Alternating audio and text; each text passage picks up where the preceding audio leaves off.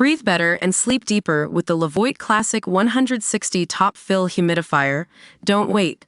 Check out the link in the video description to get your Levoit Top Fill Humidifier on Amazon today and enjoy a healthier, more comfortable home. Hey there, horse racing fans.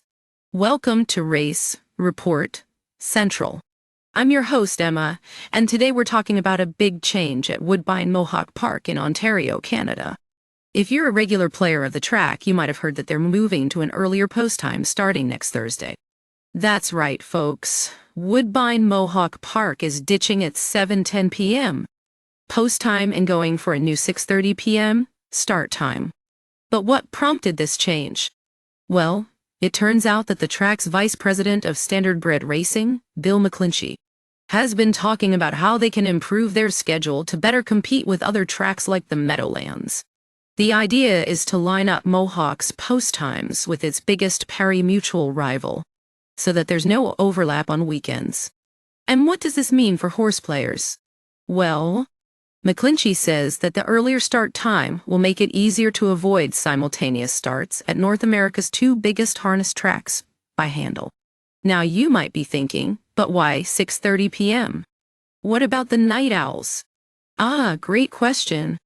According to McClinchy, most of their customers aren't night owls anymore, and having an earlier start time will actually make it easier for them to get home a little earlier in the wintertime.